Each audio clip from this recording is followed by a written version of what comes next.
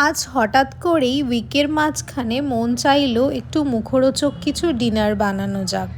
তো আমি big basket থেকে বেশ কিছু প্রয়োজনীয় জিনিস অর্ডার করে দিয়েছিলাম, আর তারপরেই চটপট করে চলে গেলাম কিন্তু কিচেনে। উইকের মাঝখানে এরকম মুখরোচক জিনিস খেতে ইচ্ছা হলে বাইরের খাবারটাকে একটু অ্যাভয়েড করাই ভালো, কারণ আমাদের উইকেন্ডে বেশ ভালোই বাইরের খাবার খাওয়া হয়। তাই জন্য আজকে উইকের মাঝখানে বানিয়ে নিলাম বাড়িতেই ক্যাফে স্টাইল ডিনার। তো ক্যাফে স্টাইল ডিনার বানানোর জন্য প্রথমেই কিন্তু আমি হোয়াইট সস পাস্তা বানিয়ে নেব। তবে এই যে হোয়াইট সস পাস্তাটা বানিয়েছি, এটা সবাই অ্যাভয়েড করে চলে, কারণ এর মধ্যে গ্লুটেন বা ময়দা থাকে। কিন্তু আমি সেই ময়দাটা খুব অল্প পরিমাণে ইউজ করেছি, তোমরা দেখতেই পাবে। তবে আমি আমার নিজস্ব স্টাইলে এই হোয়াইট সস পাস্তাটাকে বানিয়েছি।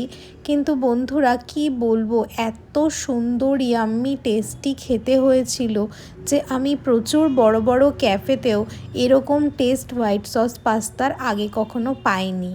তোমরা কিন্তু বাড়িতে অবশ্যই চটপট করে একবার এই স্টাইলে বানিয়ে দেখতে পারো।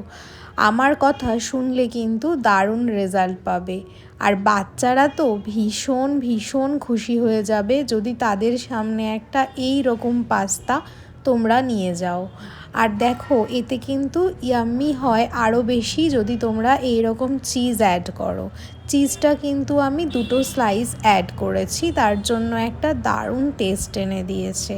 আর তার সাথে আমি একটু ফ্রোজেন মোমো অর্ডার করেছিলাম ওয়াও মোমো থেকে, আর একটু আমি ফ্রেঞ্চ ফ্রাইজ অর্ডার করেছিলাম, কারণ ক্যাফে স্টাইল একটু মুখরোচক ডিনার করতে গেলে এগুলো কিন্তু অপরিহার্য। আমার কাছে বেশ কিছুটা ফ্রেঞ্চ ফ্রাইজ ছিল এবং আরেকটা প্যাকেট আমি অর্ডার করে দিয়েছিলাম। তবে আজকে আইটিসির আমি ফ্রেঞ্চ ফ্রাইজটা প্রথমবার আনলাম, কিন্তু আমার ভীষণ ভালো লেগেছে আইটিসির এই ফ্রেঞ্চ ফ্রাইজটা। তোমরা কিন্তু খেতে পারো।